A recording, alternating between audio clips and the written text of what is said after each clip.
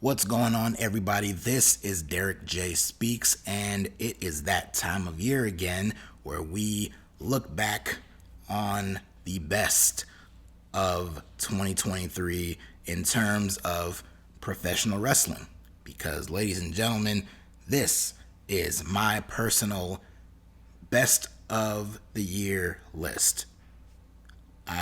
In past years, I've done a top 10 list of my favorite matches of the year.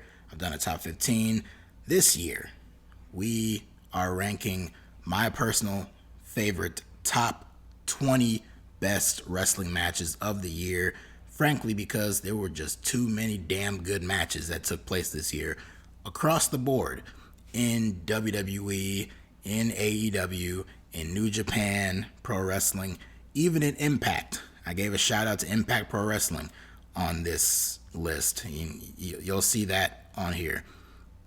No inclusion of other promotions, Ring of Honor, CMLL, MLW, stuff like that is not on there. But this is top 20 based on the matches that I personally have seen this year. But before I get into the list proper, I did want to shout out a couple of other really good matches that took place this year. A couple of honorable mentions, nothing in any particular order, but just wanted to shout out a couple of other really good matches that took place this year. Starting off with Carmelo Hayes and Ilya Dragunov for the NXT Championship at NXT No Mercy back in October. This was their second of 3 matches that they had this year, and was easily the best of them, in my opinion.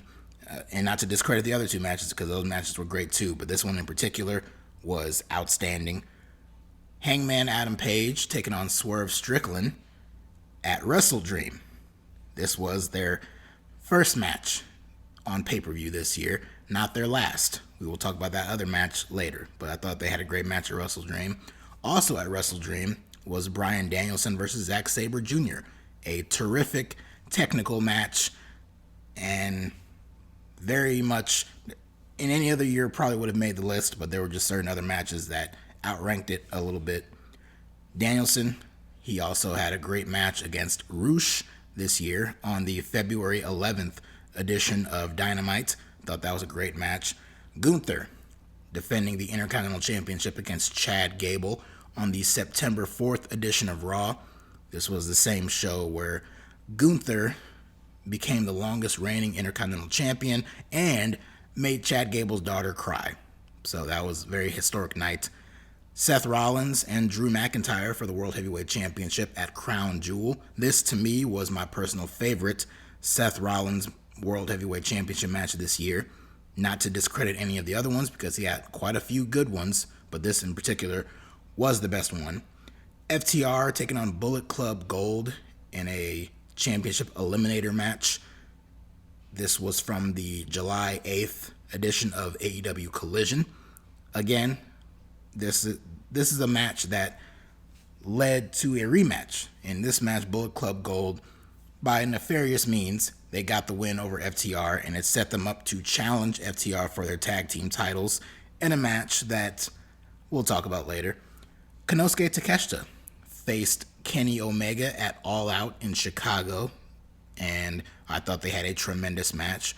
Takeshita won, albeit through cheating, but he still won, and it really hasn't benefited him all that much. They haven't really done anything with him on TV recently, but hopefully they can rectify that next year. And Rey Mysterio and Dominic Mysterio, their match at WrestleMania Night 1 earlier this year was a lot of fun, and I wanted to shout that out real quick too. But on to the proper list, we kick things off with number 20. And number 20 for me was the main event of WrestleMania 39 Night 2, that being Roman Reigns defending the undisputed WWE Universal Championship against the winner of the 2023 Royal Rumble, Cody Rhodes.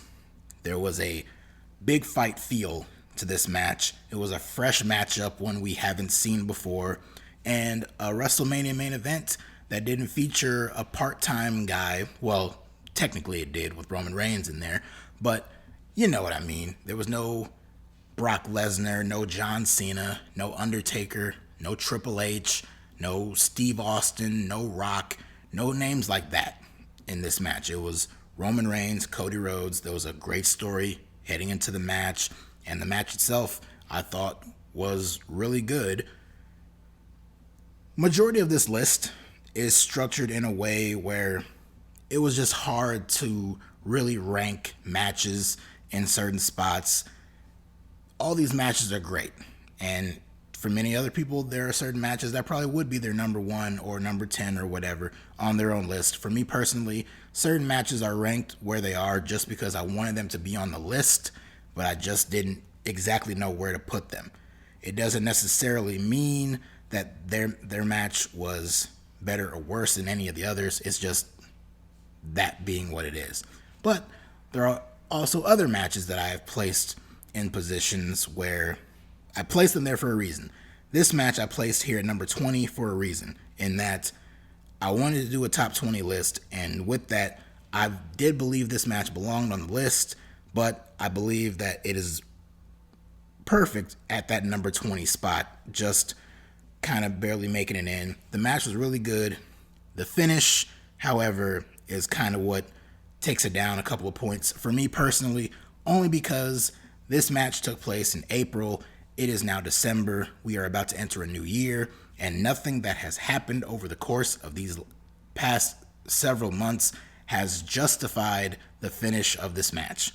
I said it that night that I reviewed the show, and I will say it all the way here. Cody Rhodes should have won this match. Even if Cody goes on to beat Roman at WrestleMania 40 in Philadelphia, I do not believe that anything about that moment will justify Cody losing at WrestleMania the previous year. But that's just me. We'll see how it plays out. Coming in at number 19, we have Becky Lynch versus Trish Stratus in a steel cage match at the Payback pay-per-view. Their feud on TV was pretty dull, very uninspired. The crowds, for the most part, were very unenthusiastic anytime Trish Stratus was on TV. They were into Becky, but the feud itself and then Zoe Stark's involvement, they really weren't into it all that much. But this was the big blow-off, the big finale of this feud, and they went out there, they opened the show at Payback, and they put on a damn good match. I thought these ladies killed it. This was the best of Becky Lynch in a long time, and the best of Trish Stratus. We didn't really get a chance to see her really shine in a lot of her matches on TV before this match, but this one, she really stood strong and stood tall. And even in the post-match angle with Zoe Stark disposing of Trish, I thought it played out pretty well for the most part, although Zoe hasn't hugely benefited from that. But again, we'll see how that plays itself out. But these two ladies, they had a war. I remember Trish had a big bruise on her forehead coming out of this match. It wasn't a bloody affair, but they had a damn good fight inside the cage. So hats off to both women. Number 18, we have Bryan Danielson versus Konosuke Takeshita from the January 11th edition of Dynamite. This was the beginning of Danielson basically running his own personal gauntlet of matches as he prepared to take on MJF at Revolution in an Iron Man match for the AEW World Championship. This was the first big match and first big hurdle that Danielson had to overcome. And he was in there with Konosuke Takeshita, who we had seen on TV before, but this was one of the first times where you saw him and he really delivered to a high degree out there with Danielson. And this was just a taste of the greatness that we could expect from Takeshita throughout the rest of the year, and what I'm sure we could expect from him in 2024 if Tony Khan does him right. So, good stuff here. At number 17, we kind of stray away from the typical norms and we go to Impact Wrestling. And here we look at, in my opinion, one of the best matches that came out of Impact this year, at least because it was one of the only matches I watched from Impact this year, and that was Will Ospreay versus Speedball Mike Bailey from Bound for Glory. I do not regularly keep up with Impact or TNA or anything like that. I'm aware of their existence. I know they have some great talent. I know they have a very strong women's division. All of that stuff is great. There's just far too much wrestling. I can't keep up with all of it. But Impact, this match got some high criticism. No, not criticism. It got some high praise from a lot of fans and was very well talked about. Good word of mouth. So I wanted to seek it out, watch it, and I thoroughly enjoyed it. It started off a little slow in the beginning, but it built up very nicely, and Will Ospreay ended up getting the win. I thought it was a great match. This was the first real Speedball Mike Bailey match I've ever seen, and he is an incredible talent, and I thought he and Ospreay put on a damn good match here.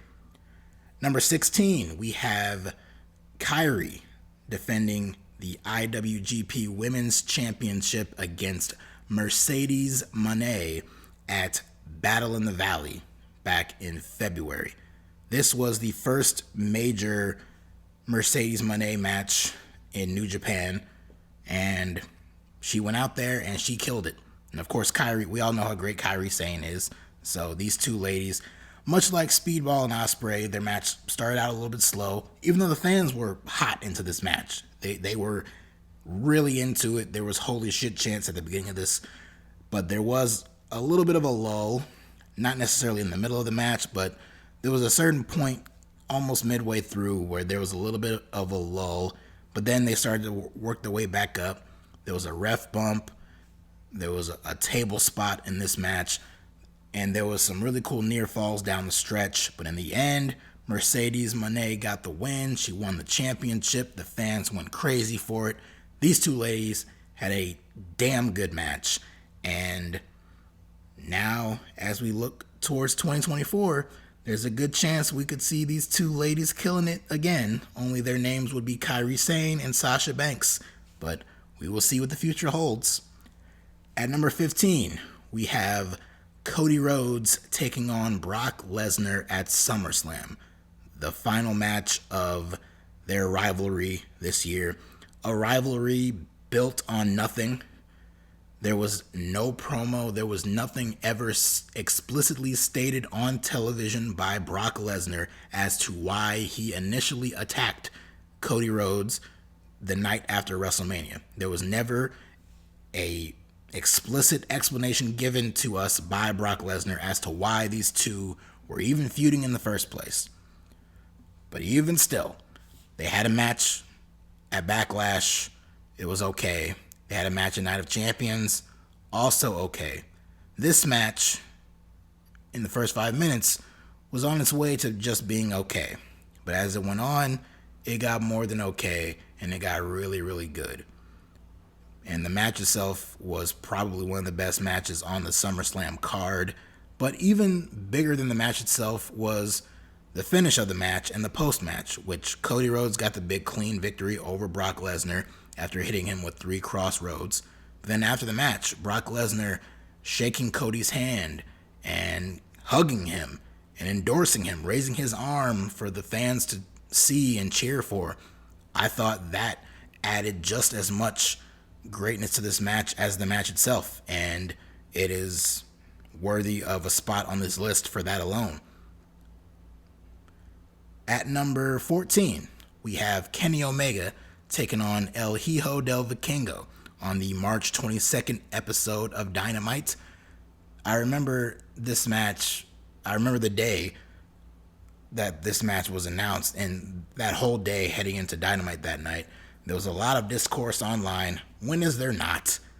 But there was a lot of discourse regarding the fact that, and it's one of those old, tired critiques of AEW, a very loud minority of people who talk about how there's no stories behind matches, which is not entirely untrue all the time, but for the most part, AEW does have stories. Whether or not people like those stories is a different question, but to say that they have no stories for any of their matches is just blatantly false, and it's coming from people who just either don't watch the product or are just looking for reasons to complain about the product, even if it requires them to make shit up.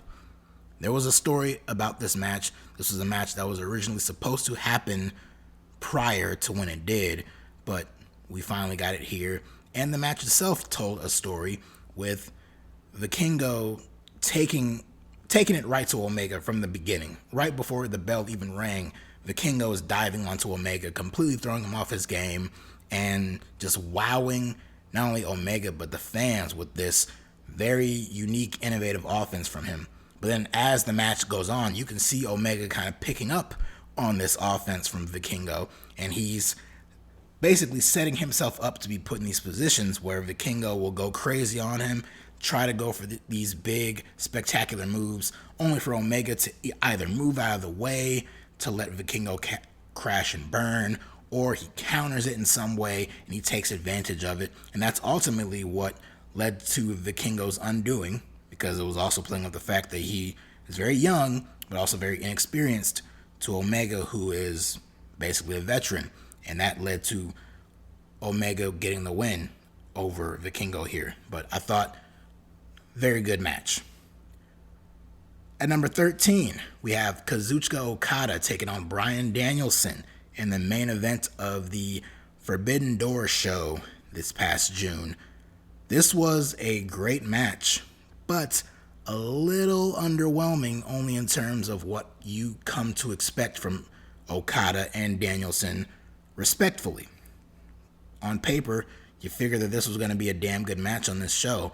It was a little outshined by a different match that took place on that show. Again, we'll get to that later.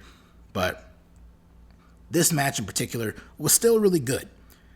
Danielson, of course, broke his arm and wrestled for another 10 minutes in this match and even tapped Okada out clean in doing so.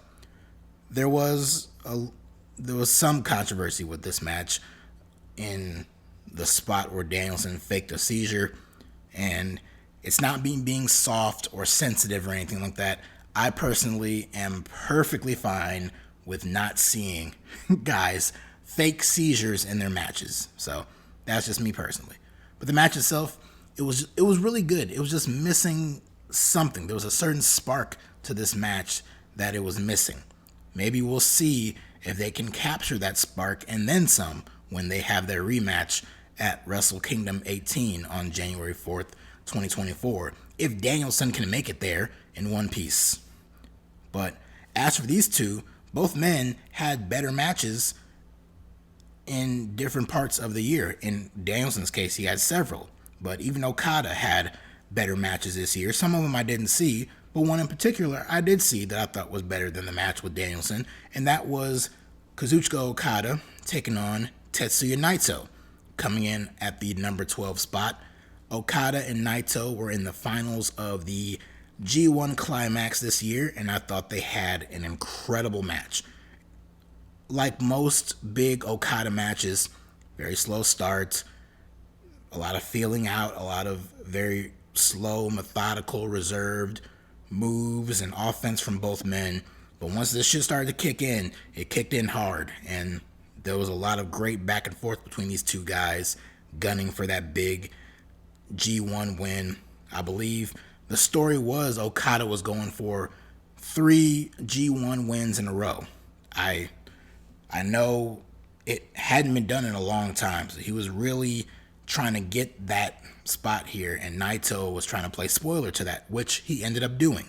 And now Naito will get a shot at the IWGP Championship in the main event of the Tokyo Dome on January 4th. So, but this match was really good. But another good match that was better than the Okada-Danielson match, this one involved Danielson, and it comes in at number 11. And that's Ricky Starks versus Bryan Danielson in a strap match at All Out. A spot that I'm 1,000% positive was going to belong to CM Punk, but because CM Punk got ticked off because Jungle Boy wanted to play with real glass and Tony Khan feared for his life, we didn't get this match. or we didn't get Punk and Ricky Starks. And Punk went bye-bye, and now he's back in WWE, and Bryan Danielson stepped in his first match back from breaking his arm just, barely 2 months earlier. And he went out there with Ricky Starks, and they had one of the most violent strap matches I've ever seen. These two beat the shit out of each other with that strap, especially Danielson beating down Ricky. He put a beating on Ricky Starks in this match. Ricky Starks came out of it looking much stronger and much more legit. He's doing the whole tag team thing with Big Bill right now. They're the tag team champions. So not a lot of big focus on Ricky Starks, but hopefully they can get in a position where they can drop those titles and we can get back to Ricky in a singles role, putting him, whether it's on Collision or on Dynamite or on both, putting him in a big spotlight position again, because matches like this prove he deserves to be in a higher spot. And now we have reached the top 10, and coming in at number 10 is the triple threat match for the Intercontinental Championship at WrestleMania Night 2 this year. Gunther defending his title against Sheamus and Drew McIntyre. This was just three big, physical, intense men chopping the shit out of each other for about 20 minutes. And I thought it was absolutely tremendous. I knew heading into WrestleMania that I wanted to see that Intercontinental Championship defended in a big, high-profile marquee match, and these three men delivered exactly what I was hoping they would. And my only real criticism of this match is that I do wish Sheamus could have gotten the win, although I do see the benefit of Gunther winning. Gunther has had a tremendous year. I would even say he's been a more credible, top champion on Monday Night Raw than even Seth Rollins. And I'm not trying to disrespect Seth Rollins as World Heavyweight Champion, but I would say Gunther has elevated that Intercontinental Championship to such a degree to where it feels like the true top prize on Monday Night Raw right now. And Gunther has had plenty of great matches this year. This one I mentioned in the honorable mentions, Gable. He had a great match with Tommaso Ciampa, with Bronson Reed. He even pulled out two great matches with The Miz this year. This man has had a hell of a run with that IC title this year, and I don't know how much longer he's going to hold on to it, but Gunther has done that title proud, and I would love to see the championship defended in yet another marquee match at WrestleMania this year, much like, or at least in 2024, much like it was in this previous year. At number 9, we have the undisputed tag team championship match in the main event of WrestleMania Night 1, with the Usos defending their titles against Sami Zayn and Kevin Owens. This match was phenomenal. The story leading into this match with Sami and the Bloodline, and Sami excommunicating himself from the Bloodline, of course. He had the match with Roman at Elimination Chamber in Montreal, which was also really good. But this was all building up to Sami and Kevin Owens finally reuniting and then taking those titles from the Usos. They got the main event spot on that Night 1 show. Well deserved. The story for their match was much stronger than any other story in any other match on that night. And between the two WrestleMania main events this year, this was far and away the better one. And I thought that it was a very fitting finale to this match, especially with Sami Zayn hitting the haluva kick on Jey Uso. A very impactful, emotional moment in the finish there. So great stuff here. At number 8, we keep it with WWE, and this time it is Damian Priest against Bad Bunny in a San Juan street fight at Backlash. Yes, I am crazy enough to put Bad Bunny not only on my top 20 list, but I am ranking a Bad Bunny match higher than other matches that include names like Ricky Starks and Bryan Danielson and Speedball Mike Bailey and Will Ospreay and Naito and Okada and even Roman Reigns. I will say this. This will be my hot take here in this video. This single Bad Bunny match by itself was better than any Roman Reigns match this year. Not that Roman Reigns has had bad matches this year, but you can, if you watch all of them in a row, if you watch the Rumble match, if you watch the Chamber match, if you watch WrestleMania, if you watch the tag matches over the summer, if you watch the match with Jey Uso at SummerSlam and the match with LA Knight at Crown Jewel, if you watch all of them, sit down, watch all those matches one after another in a row, you will see there is a certain formula that Roman Reigns has to his matches that after a while gets very repetitive and uninteresting, or at least it's not quite as appealing as it once was. That is why I'm not trying to pick on Roman here, so I apologize if it's coming off that way. I'm not trying to. I'm just saying that I rank Roman's match with Cody so low, and I don't really have any of his other matches on this list at all, whereas this Bad Bunny match is not only on this list, but for me, it is worthy of a top 10 spot because this match was fucking awesome. This was fun. This was a great match. And I thought, hats off to Bad Bunny. You know, we've seen him compete in a WWE ring before, and he did a really good job. I thought he killed it here. Respect to Damian Priest as well. Damian Priest, I don't want to necessarily call him a ring general. In this case, he was. He's the veteran. He's the full-time performer. And he was out there guiding Bad Bunny through this match, and I thought they had an excellent match. The cameos with Dom and Finn Balor running out to interfere, and of course Rey Mysterio coming out. We had the return of Carlito on this show. We had a Savio Vega appearance. A lot of that was a little bit of a cluster in there, but I thought it added to the enjoyment of this match. And Bad Bunny won the match with a destroyer. How many times in the past 5 or 10 years have you seen a match on TV at all end with a destroyer? So for that alone, great stuff here. But I know it's crazy to put a Bad Bunny match in the top 10 section of a top 20 best wrestling matches of the year list, but it's my list, and I had a lot of fun watching that match.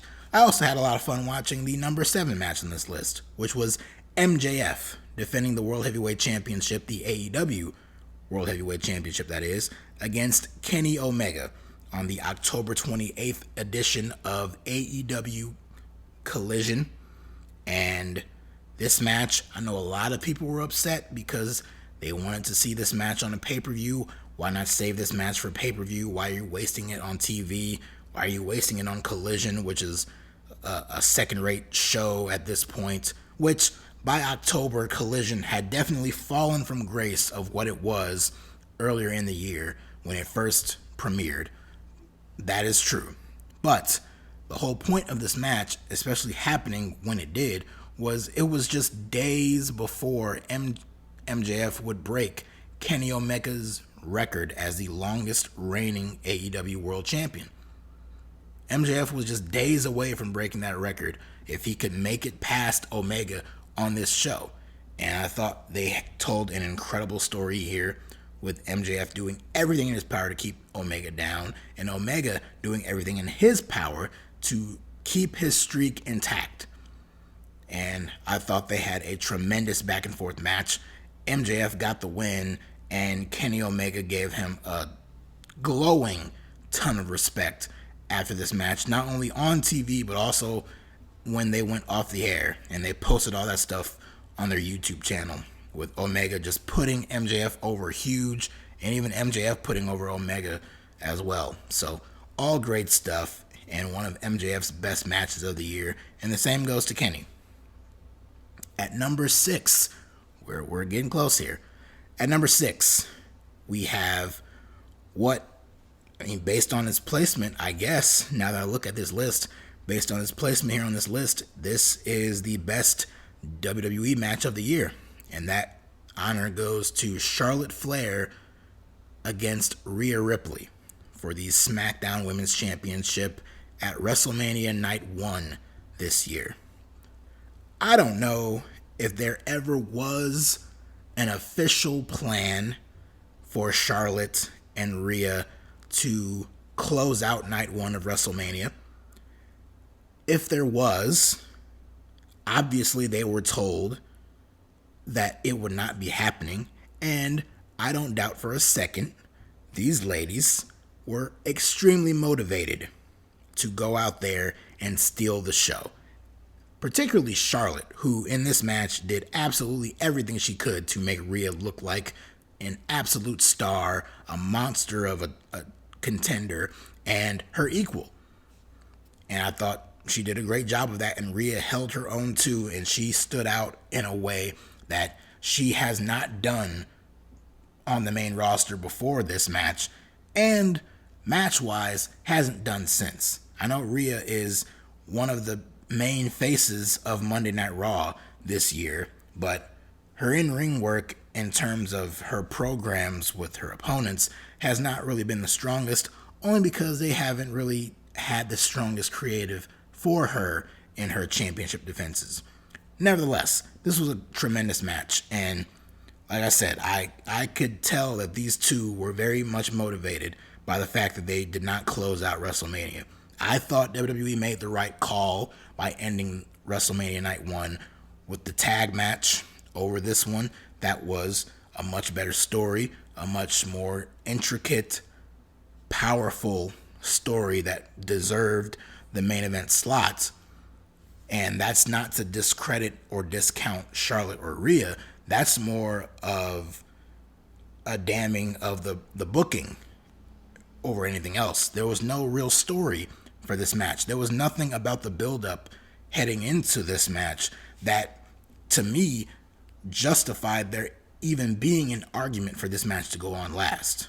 But the match itself, these two, they made up for their lackluster booking, which was basically out of their control, and they did what they could control, which is go out there and have a fantastic match. And like I said, based on the placement on this list, it is the best WWE match because as of now, there are no other WWE matches that I will be talking about as we enter the top 5 of this top 20 list. We're already here.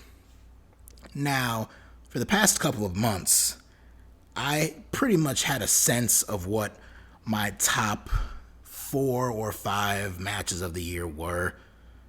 Coming out of WrestleMania, I pretty much had an idea of what my top 3 or 4 matches were, and then midway through the summer into the end of the summer, I pretty much have my top 5 locked down. Like, these are the matches that are going to be in my top 5. Charlotte and Rhea was in that top 5. In fact, it was probably 5th. So for the longest time, it was in that spot. And even as I was going through this list, I was trying to see, maybe I do want to keep it there. But there was one match that happened very recently that was just too good and was just so, I can't even say like it was a great wrestling match. It was just such an experience watching this match that it had to be in my top 5. And at number 5, we have Hangman Adam Page versus Swerve Strickland in a Texas death match at Full Gear this past November. Words can't do it justice. All this time later, I still can't put into words to describe this match. Question mark? Can you even call it that? Fight, war, whatever you want to call it. It was a spectacle to say the least, and it was incredible. Aside from the sick shit of Hangman drinking Swerve's blood, which, is what it is. I know that pissed off a lot of people. I know this match in general pissed off a lot of people. Certain individuals who have very strong opinions about AEW, they didn't necessarily like this match. Certain very vocal people who have very cultish fans who just agree with everything they say pointed out certain flaws of this match and certain aspects of this match that probably a lot of people don't like. I personally did. Now, I will be the first to admit, we see way too many garbage hardcore matches in wrestling these days, especially in AEW. We get a bit of an overabundance in WWE as well. It's just not as bad because in WWE there's no blood. There's no blood in a WWE ring. Whereas in AEW, these guys bleed pretty much every other week.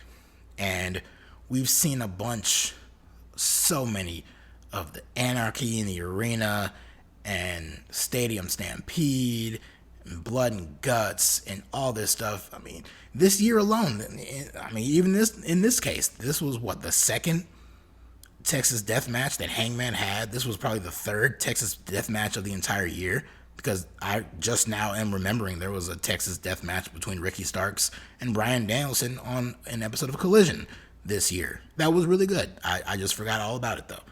But we see so many of these matches in AEW, and it's to the point of nausea.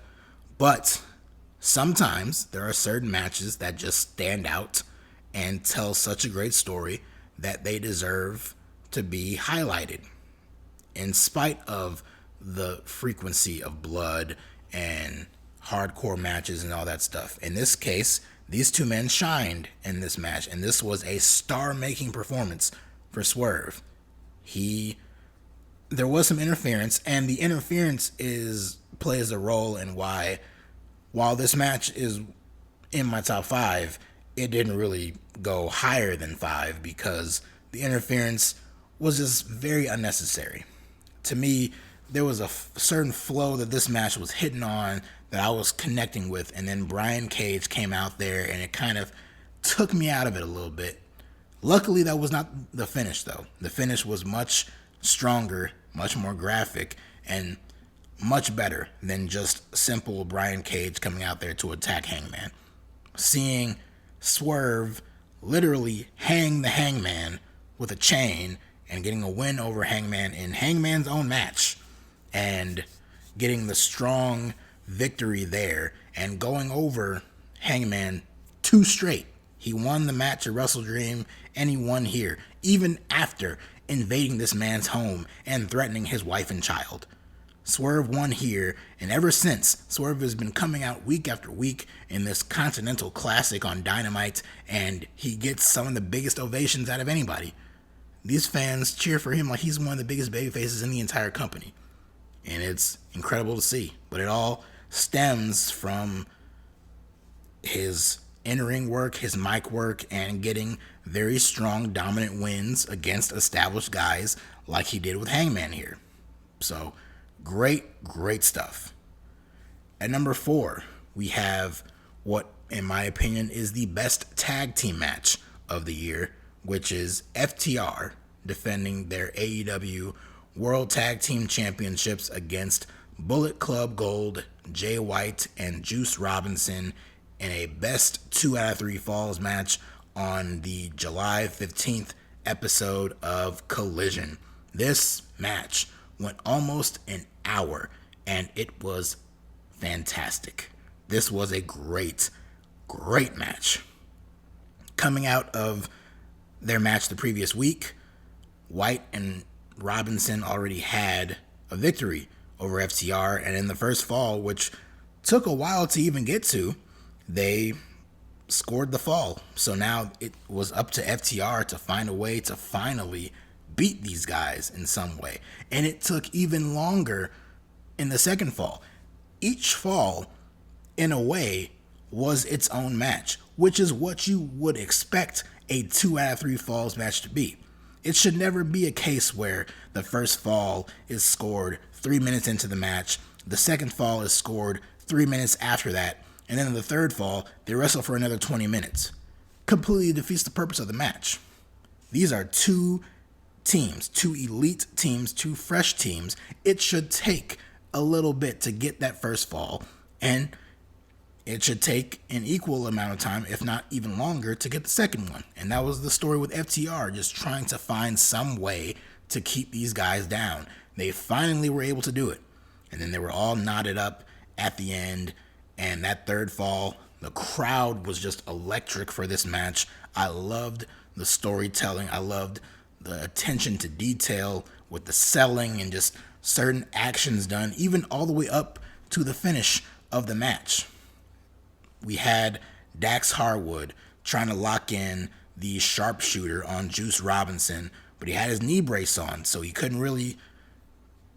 He had it locked in, but Juice was able to escape it. Jay White was able to help break it up. All this different stuff.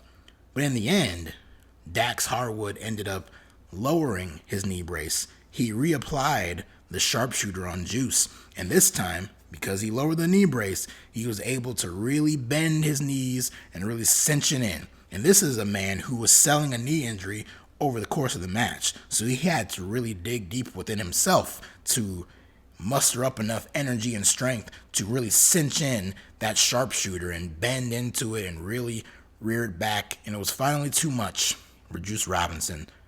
There was no honor, I guess you could say, after the match. No handshake, but we all knew what these men accomplished, and this was great stuff. At number 3, if you ask me any day of the week, number 3, number 2, and number 1 on my list here, any of these could change. Number 3 could end up being my number 1. Number 2 could end up being my number 3.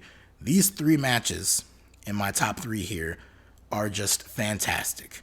And 2 of the 3 were automatic spots on this list throughout the entire year. And it never waned. I knew no matter what, 2 of these 3 matches would always be within my top 3 favorites of the year. And the first of those matches is MJF defending the AEW World Championship against Bryan Danielson in a 60-minute Iron Man match at Revolution. I thought this was a fantastic match. I know I keep saying that, but in this case, this was great. It was an hour of greatness. Over an hour, in fact. There was a time limit draw, and they went into sudden death after this match. And even that was great. But to all the people who still, even to this day, shit on MJF and do not give him enough credit for how great he is in the ring, this match, while it didn't silence them all, it did silence a lot of them. Because he hung in there every step of the way with Bryan Danielson, who people know can go out there and wrestle in an hour-long match in his sleep. But MJF hung in there with him the entire way through, and he even outlasted him at the end and retained his championship. Terrific match here, and the best match that MJF has had in his entire career, in my opinion, still to this day. Number 2 and number 1 on this list are very similar to a certain series of matches that I talked about last year, that being FTR and the Briscoes. Those men had 3 matches, and each match was better than the last. That is a very similar situation here, where 2 men had 2 matches this year, and one match was better than the other one. But both matches were excellent. But because the rematch was even better than the original match, that gives you an impression of what the order is that these matches are on this list. So coming in at number 2, we got Will Ospreay defending his IWGP US Championship against Kenny Omega at Wrestle Kingdom 17. This was a phenomenal match. Kenny Omega returning to New Japan, invading the space that Will Ospreay called home and that he has dominated for a while now, despite hearing the whispers that he's not as good as Kenny Omega. He can't lead New Japan the way that Kenny Omega did. Kenny Omega is here in this position to return to New Japan and basically prove all the naysayers right and prove that Will Ospreay cannot carry New Japan the way Kenny Omega can. And he did prove that by winning this match. But it was a brutal match. Very bloody, very graphic, very intense, but truly great. And it was the only reason that this match is not number 1, because for several months, this match was my number 1. And I had a feeling that it was going to remain my number 1. unless they had a rematch. And the only reason that this Wrestle Kingdom match is not number one on this list, for me personally, is because the rematch was just a little bit better. And that brings me to my number one favorite match of 2023, Kenny Omega defending his IWGP US Championship against Will Ospreay at Forbidden Door in Canada on home turf for Kenny Omega. So Will Ospreay was widely hated. Plus, by this point, Don Callis had turned on Omega, so he aligned himself with Will Ospreay. So there was some great heat for Ospreay in this match. He busted open Kenny Omega. He was licking his blood.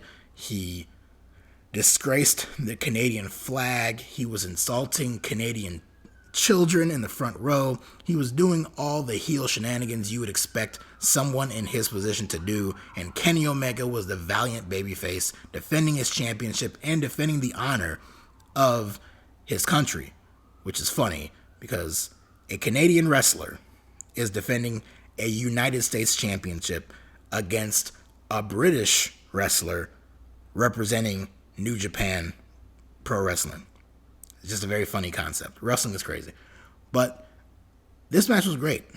It was a little bit, I think it was a little bit longer than the Wrestle Kingdom match, but it was still just as good, if not just a little bit better. There was a few too many kickouts, I will admit. Sometimes that does piss me off and it does annoy me. Other times it doesn't. Other times I can get lost in the story that's playing out, and this was one of those cases of that. I know a lot of people were pissed off with that Tiger Driver spot where Ospreay just planted Omega right on the back of his head and neck. It is a very ugly spot. I rewatched this match a few times, and I rewatched it recently, and every time I see it, it is brutal, indeed. But it still was a crazy spot in this match and a highlight. But these guys just cannot do any wrong. And I'm very grateful that Will Ospreay has signed with AEW, and he will officially be a full-time AEW talent in the year 2024. So I expect great things from him. I fully expect that we will get that third match at some point down the line. Unfortunately, with Kenny Omega being recently diagnosed with diverticulitis, we will not be seeing that match anytime soon. But hopefully down the line we will, because these two have tremendous chemistry, and it was great enough to where they occupied the top 2 spots on this top 20 list. So thank you all for listening. I know I went on quite a while going through all these matches here, and there was just so many great matches on pay-per-view, on TV, in WWE, in AEW, in so many promotions that I didn't even mention here. There's so many matches that I still left off this list. So many that I'm sure other people could make top 10 and top 20 lists based on matches that I didn't even include on this list. It's just all a matter of preference. I thank you for listening this long to this list and me ramble on about how this match was great and this match was great and this match was great. I thank you all for listening to this, and I thank you all for listening to all of my reviews this year and tuning in and hearing what I have to say about this crazy little world called professional wrestling. I truly appreciate it. I truly value all of you. I hope you all have had a great year, and I hope each and every one of you have an even better one in 2024. Thank you for listening. If you like what you heard, like what you saw, hit that like button. Hit that subscribe button and comment in the comment section down below what your favorite matches were. Do you agree with my list? Do you like the matches that I put on there? Do you like the rankings? Do you like where I position them? Are there some you agree with? Are there some you disagree with? Are there any matches that I left out that you feel should have been on here that you think were some of the best of this year? Let me know. And if you want to hear further thoughts from me about anything, follow me on Twitter/X at DerekJ Speaks. Thank you all, and I will talk to you guys next time. See ya.